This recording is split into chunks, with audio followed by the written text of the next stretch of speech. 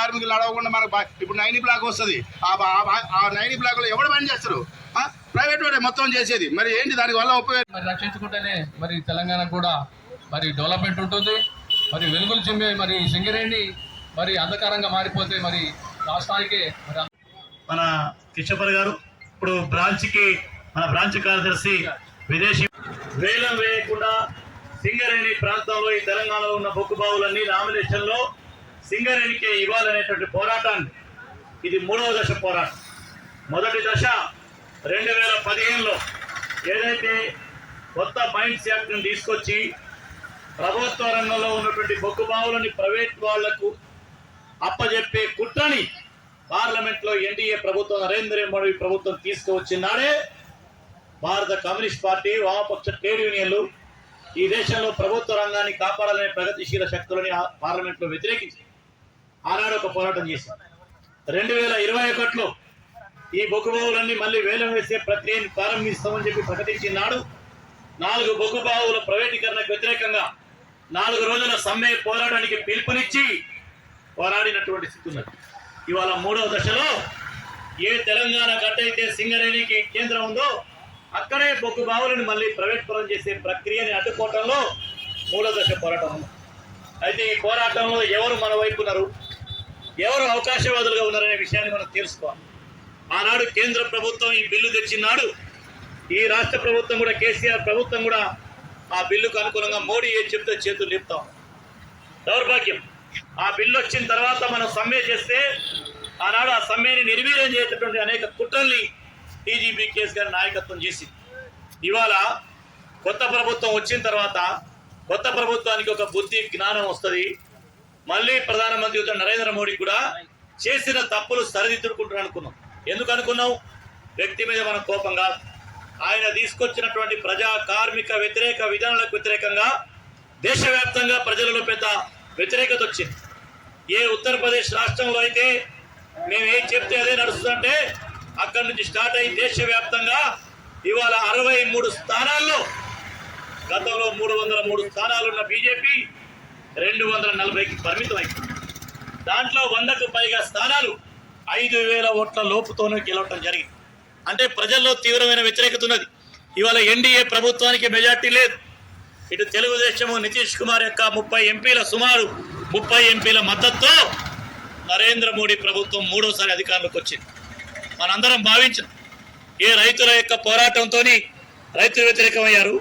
కార్మిక చట్టాలని 29 చట్టాలని 4 కోట్లుగా చేసి కార్మిక చట్టాల వ్యతిరేకమైనటువంటి బిల్లు తీసుకురావటం, రైతు వ్యతిరేక బిల్లు, ప్రభుత్వ రంగ పరిశ్రమలు అమ్ముకోవటం, లేదా ఐపీసీ సెక్షన్స్ అన్ని మార్చి పారిశ్రామికవేత్తలకు అనుకూలంగా పనిచేయడం. ఈ తప్పులన్నీ 3వసారైనా ప్రతి మనిషి చేసిన తప్పులని సరిదిద్దుకుంటాడు ఎక్కడ ప్రజల వ్యతిరేకత వచ్చినాం. కానీ ఆయన ఆ తప్పులను సరిదిద్దుకోకుండా నిర్లజ్జగా మళ్ళీ ప్రభుత్వ రంగ పరిశ్రమ అయినటువంటి బొగ్గు బావులని అమ్ముకునేటటువంటి ప్రక్రియను మళ్ళీ ప్రారంభించారు. 2015లో ఆయన తెచ్చిన చట్టాన్ని వెనక్కి తీసుకుంటారని భావించినాం మనం. కానీ వెనక్కి తీసుకోకుండా ఆ ప్రక్రియ మళ్ళీ ప్రారంభమైంది. దాంట్లో భాగంగానే ఇవాళ హైదరాబాద్లో తెలంగాణ రాష్ట్రం నుంచి బొగ్గు శాఖ మంత్రిగా ఎన్నికైన కిషన్ రెడ్డి గారు తెలంగాణ సంపదని కాపాడుతామన్నటువంటి ఈయన నాయకత్వంలో ఇలా బొగ్గు బావులను ప్రైవేట్ పరం చేసి వేలం వేసేటువంటి ప్రక్రియ ప్రారంభించింది. ఈ నేపథ్యంలో మనం పోరాడతాం. అయితే ఇక్కడ ఏఐటీసీ కమ్యూనిస్ట్ పార్టీ ఎర్రజెండా దీనికో చారిత్రకమైనటువంటి వారసత్వం ఉన్నది. 1943లోనే ఈ బొగ్గు బావులన్నీ ప్రభుత్వ ఆధీనంలోకి రావాలని సింగరేణి కాలేజ్ వర్కర్స్ యూనియన్, భారత కమ్యూనిస్ట్ పార్టీ, అమరజీవులు మన నాయకులు పోరాడి మరి నాడి నైజాం ప్రభుత్వం నుంచి 73లో ఇది ప్రభుత్వ రంగంలోకి వచ్చేదాకా మనం పోరాడి ప్రభుత్వ రంగంలోనే బొగ్గు బావులని సాధించుకొని వచ్చినాం. కానీ వాళ్ళ బాధాకరం ఏంటంటే ఈ దక్కన్ ప్రాంతంలో, హైదరాబాద్ దక్కన్లో ఎక్కడ బొగ్గున్నా ఇది సింగరేణికి అన్నటువంటి నైజాం కాలం నుంచి ఉన్నటువంటి సాంప్రదాయాలని చట్టాలని తుంగలో తొక్కి మన సింగరేణి కంపెనీ 200 కోట్లకు పైగా ఖర్చు పెట్టి బొగ్గును నిక్షేపాలను కనిపెట్టి ఎక్స్ప్లోషన్ డిపార్ట్మెంట్ ద్వారా మనం సాధించి శోధించినవి ఇవాళ మన పక్కనున్న కోయగడం తీసుకుపోయి అరబిందో కంపెనీకి అప్పచెప్పారు, మరొక కంపెనీకి అప్పచెప్పారు. ఈ బొగ్గు బావులన్నీ ప్రైవేట్ పరం అయిపోతే ఒక 15 ఏళ్ల తర్వాత సింగరేణి భవిష్యత్తు ఏంటి, ఈ ప్రాంతంలోని నిరుద్యోగుల పరిస్థితి ఏంటి, మన యొక్క ఆశలు అడియాశలు అయ్యే పరిస్థితున్నది. ఆ నేపథ్యంలోనే అవసరం ఉన్న కాడ ఐక్య కార్యాచరణ, అవసరమైతే communist party, CPI, Singareni college circles union లేదా మన ఏఐటిసి సంయుక్తమైనటువంటి పోరాటానికి వాళ్ళు పిలుపునిచ్చాం. అనేక పార్టీలు మాట్లాడుతూ ఉన్నాయి. ఇవాళ ఈ పోరాటంలో మేము వస్తామంటా సంతోషం. కానీ మీలో నిజాయితీ ఉండాలి. పార్లమెంటు లోపల కూడా దీనికి వ్యతిరేకంగా అవసరం వచ్చినప్పుడు చేతులు లేపాల. పార్లమెంట్లో మేము డూడు బస్వన్లాగా నరేంద్ర మోడీ ఏం చెప్తే అక్కడ చేతులు లేపుతాం, వీడికి వచ్చి మీతో పాటు ధర్నాలో కూర్చుంటాం అంటే అలాంటి తప్పుడు రాజకీయాలని, తప్పుడు పద్ధతుల్ని మనందరం కూడా వ్యతిరేకించవలసిన అవసరం ఉన్నది. మన ఏజెన్సీ గిరిజన హక్కుల సంఘం వ్యవస్థాపక అధ్యక్షులు లాల్ సింగ్ గారు వచ్చారు, పరిచయం కలిసి కోరుతాం. ఇవాళ మనం అడిగేది అదే. నిన్న ఒక ఆయన సాయంత్రం సీతారామపేట గుర్తుకుంటే గతంలో ఈ చట్టాలని ఇప్పుడు చంద్రబాబు గారు ఉన్నారు, నితీష్ కుమార్ ఉన్నారు, బీహార్లో కూడా బొగ్గు బావులు ఉన్నాయి. మరి వాళ్ళందరూ కూడా విజ్ఞప్తి చేస్తా ఉన్నాం, మీరు ఎన్డీఏ ప్రభుత్వానికి మద్దతు ఇస్తా ఉన్నారు, ఇచ్చుకోండి. కానీ కార్మిక ప్రజా ప్రభుత్వ రంగ పరిశ్రమల్ని అమ్ముకునే చట్టాలకు వ్యతిరేకంగా పార్లమెంట్లో మేము లేపాలి. జగన్ కూడా స్పీకర్ ఎన్నిక కావాలంటే తీసుకోండి, ఎంపీలు నలుగురిని ఇచ్చాడు. మేము ఏమంటున్నామంటే మనకు వ్యతిరేకమైన చట్టాలు పార్లమెంటరీ అసెంబ్లీ చేస్తాం. చట్టాలు చేసే కాడ ఆదాని అంబానీకి అనుకూలమైన చట్టాల కాడ అందరూ ఒకటవుతున్నారు, రోడ్డు మీదకి వచ్చి స్టేట్మెంట్ ఇస్తున్నారు. అక్కడ చట్టమైన తర్వాత దాన్ని అమలు పరిచేటటువంటి రాజ్యాంగబద్ధమైన చట్టమైన తర్వాత ప్రజా పోరాటంతో ఆపటం అంటే చాలా కష్టమవుతాం. అందుకని మేము ఇవాళ అడిగేది ఏంటంటే, ఇవాళ అన్ని పార్టీలు ప్రైవేట్ పరానికి వ్యతిరేకం అంటున్నారు. చివరి కిషన్ రెడ్డి గారు కూడా మేము బొగ్గుబావులు ప్రైవేట్ పరం సింగరేణి చేయట్లేదు, ఇది మనందరికి తెలుసు. 51%, 49% కేంద్రానికి, రాష్ట్రానికి ప్రైవేట్ పరం చేయట్లేదు. వాళ్ళ ఉద్దేశం ఏంటి? ఉదాహరణకి ఇప్పుడు మనకు 5 షాఫ్ట్ ఉంది, జీకేఓసి ఉంది, ఈ మన దగ్గర ఈ మేము ప్రైవేట్ వాళ్ళకి ఇవ్వట్లేగా అంటాడు తెలివిగా. ఈ వ్యవహారం వచ్చేటి అని ప్రైవేట్ వాళ్ళకి ఇస్తావు, ఈ ఎన్ని రోజులు ఉంటాయి? ఉండవు కదా. అందుకే తెలివిగా ఇవాళ మనల్ని మోసం చేసే ప్రయత్నాలు చేస్తూ ఉన్నారు. ఈ నేపథ్యంలో రాష్ట్ర ప్రభుత్వం, ముఖ్యమంత్రి గారు ప్రధానమంత్రిని పోయి అడిగినారు. వినకపోతే సంఘటితమైన పోరాటానికి ఈ రాష్ట్ర ప్రభుత్వం కూడా మనతో కలిసి అఖిలపక్ష రాజకీయ పార్టీలను, ట్రేడ్ యూనియన్లను కలుసుకొని ఢిల్లీ దాకా జరిగే పోరాటంలో కలిసి రావాలని ఈ దీక్షను అడుగుతా ఉన్నాం మనం. అందుకని ఇవాళ ఎవరిని చెప్పినా కమ్యూనిస్ట్ పార్టీ, ఏఐటిసి ఈ సింగరేణి ప్రాంతంలో బొగ్గు బావుల రక్షణ కోసం, ప్రభుత్వ రంగ పరిశ్రమలను కాపాడుకోవటం కోసం సాగుతున్నటువంటి పోరాటంలో అగ్రగామిగా నిలబడుతుంది.